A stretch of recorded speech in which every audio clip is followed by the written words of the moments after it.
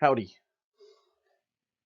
This video is what we call the Defenseman's Bible. Now, these principles have kind of been in coaching circles forever, but I took a little liberty here and kind of made it even more like Bible verses to try to have a little fun. But the real key here is these are really good founding principles on how we should think and act when we're in the defensive end of the field. And this is for deep holes and for middies playing defense, as well as the goalie, of course. And but a lot of it is kind of deep hole related.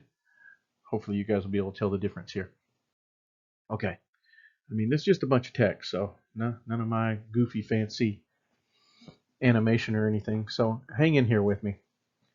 But these are very important. And if you're not following out there on the practice field or in the game, we'll have to let you know about it to help educate you.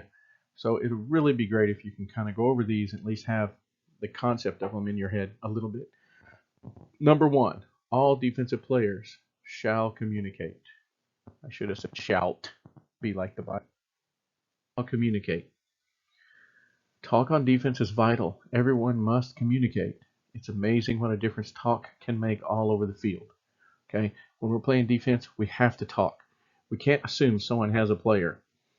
We need to hear them say it. I've got 15. I got 12. Johnny, watch out. Here comes a cutter. All right, we need to talk. Number one rule on defense. There's a reason why this is number one. We're not talking. We're doomed. Okay, when you're playing the man with the ball, thou shalt poke check. Whenever you're on ball, stay under control with your body and poke your stick into the opponent's gloves every chance you get until you're forced to make body contact and get to a cross check. Be sure to not have your stick too high as to accidentally hit him in the head, but disrupt him every chance you get, so long as you can still maintain position with your body. Also, don't aim for the head of his stick when you poke check. Aim for his gloves. I mean, what we're really talking about here is stay under control, but as you're under control, use the end of that stick to push down on his stick or lift up on his gloves or poke into his hands.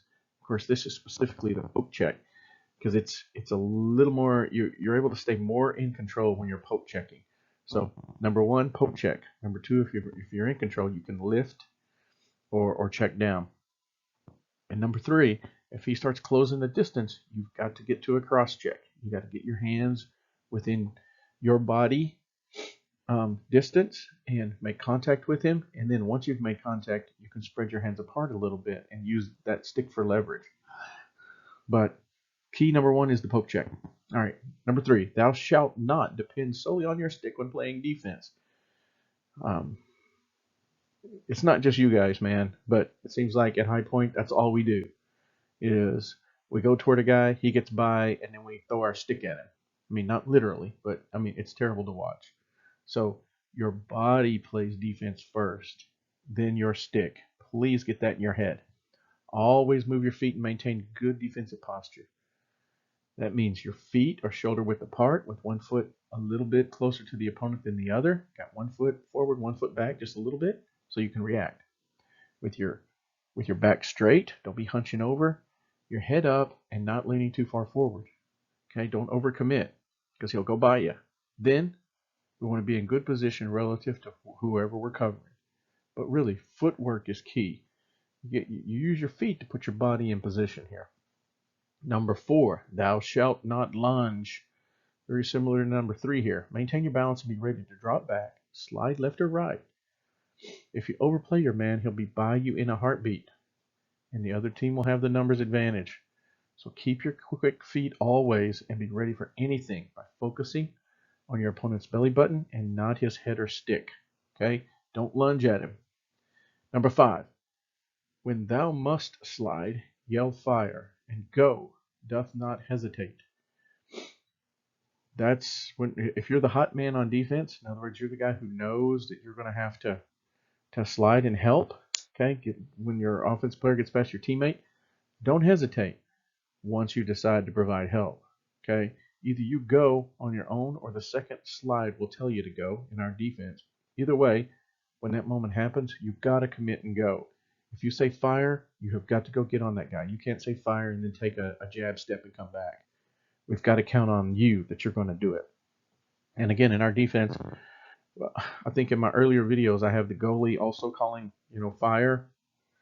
We'll probably not burden our goalie with that. It'll probably be either the guy who's the hot guy doing it on his own, or the guy on the backside, who's watching the play as well, who will tell you to go. But either way, when you hear that, you got to go. Number 6, when thou pickest up a GB behind GLE, look first for help from the goalie and directly behind the goal. In other words, a GB is a ground ball. If we get it behind goal line extended, we're on defense, but we picked up a ball. Don't look to, jam it up the middle of the field. Okay? We're back behind the goal. The other team wants to get back and play their defense. They might be riding us a little bit, but there's going to be an opportunity to get it to the captain of our clear, who is our goalie. Okay? Don't try and dodge through 5 or 6 players in the middle. First, look for help from the goalie. Okay? And if there's a tackman between you and the goalie, first fake a pass upfield, like you're going, trying to throw upfield. That'll get that attackman to move, and then you can flip it back to the goalie. Now for this one, if we pick up a ground ball in front of the goal, run to the nearest sideline first. Pick that thing up and take off to the sideline. Don't try to bang through 6 or 7 guys. Don't run backwards. For God's sakes, don't run toward the goal. Someone might check you and knock the ball into the goal. Okay? Find that sideline and take off toward it. Okay? Once you get toward the sideline, you can look and go, okay, do I have an opening all the way up the field? If so, I'm going to keep going, right? Or we can then, once we've gotten to the sideline, we can throw back for a settled clear as long as we're not throwing it in front of the goal, and that's our next one. Number 8, thou shalt never pass a ball across the front of the goal. Just don't do it. If we get a ball on defense, don't ever try to throw back across the field in front of our goal. Okay, if we're 20 yards upfield, it's okay. Okay, but not near the goal. If we're less than 20 yards from GLE on the clear, we need to look for a teammate up the sideline or further upfield. But don't throw it back across the goal. Bad things can happen. Number 9, after thy man, the one you're playing, passes the ball, thou shalt step back quickly and be ready for a cut. Okay? If you're on a guy and he passes, sink back into the hole, sink back. Remember, you're at least one pass away now. So sink back quickly and be ready for him to cut. Because a lot of times guys will throw and then they'll try to do a give and go and get by you.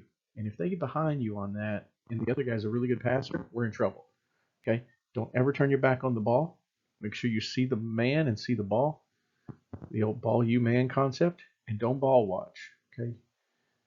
Don't ever lose sight of the ball, but don't sit there and just watch the ball. Your responsibility is your man, not the ball. Okay?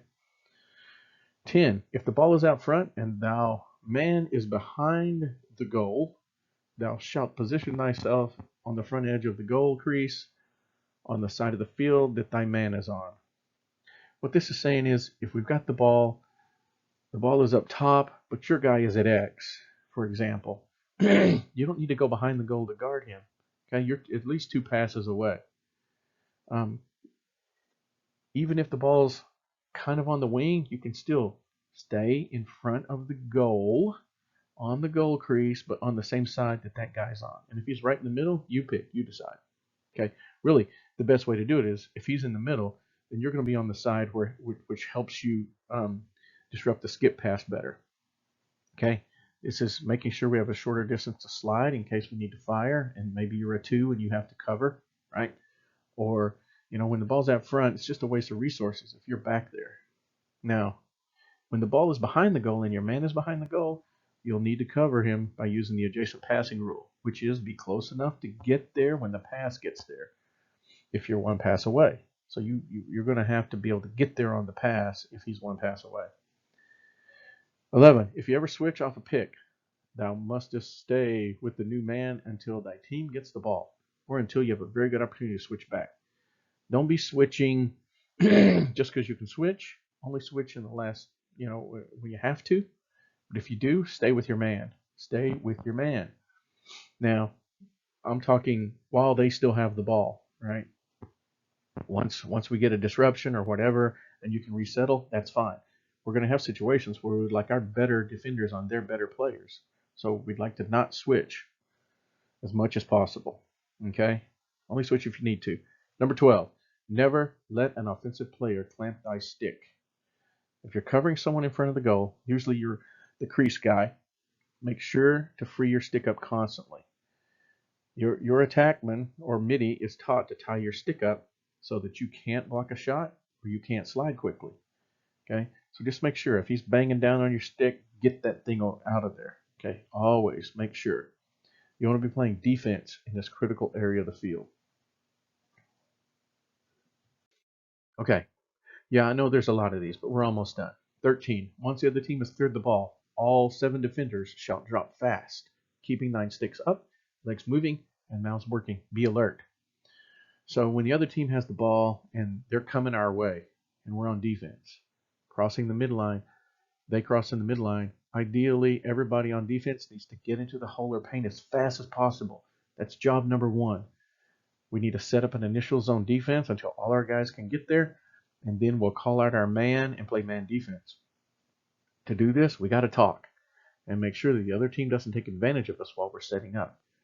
Our first 2 priorities: stop the ball carrier. In other words, yeah, we got to get back, but somebody at some point needs to get the ball, the guy with the ball, and stop him.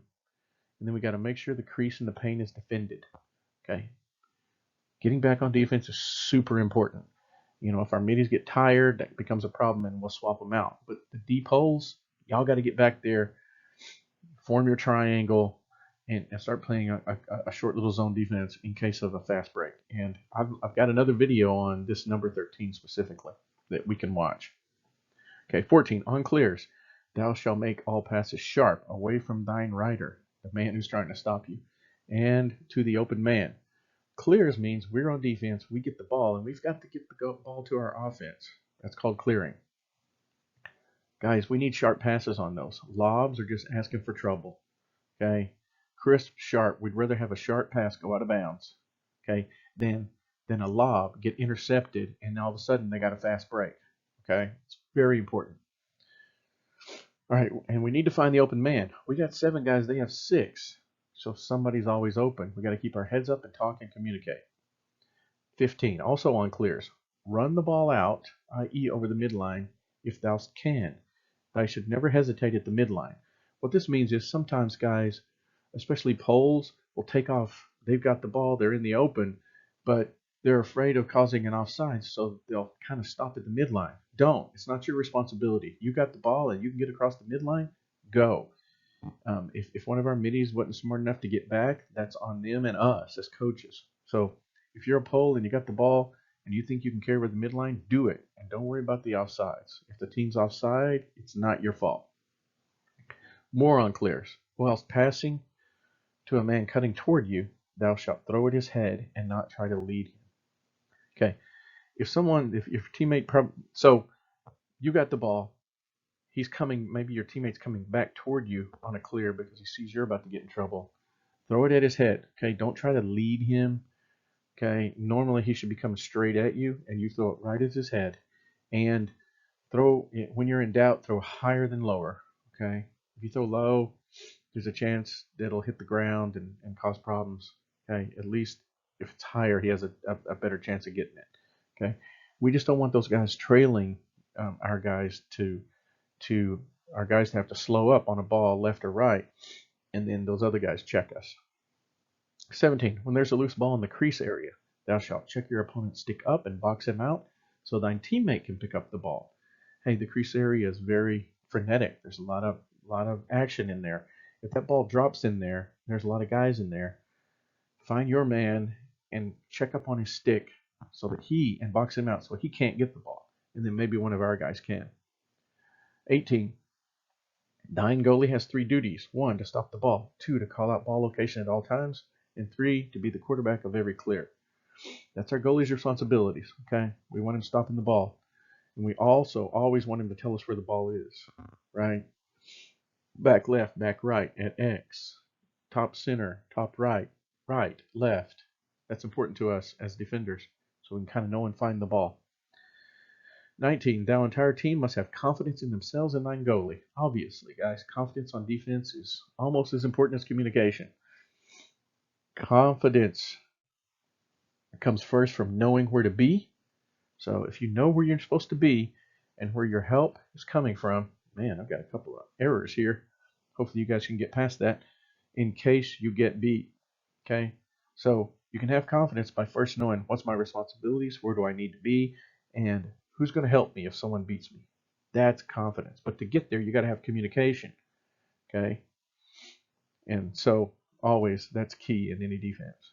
20, thou shalt know this Bible. It can benefit us all. Okay, that's kind of a motherhood thing, but man, if you guys would read these things and kind of start putting them in your data bank to help build your lax IQ, you'll really help the team, and we can all benefit. All right, there's a good looking defender right there coming down. Probably yep, he's got the ball. Probably on a fast break.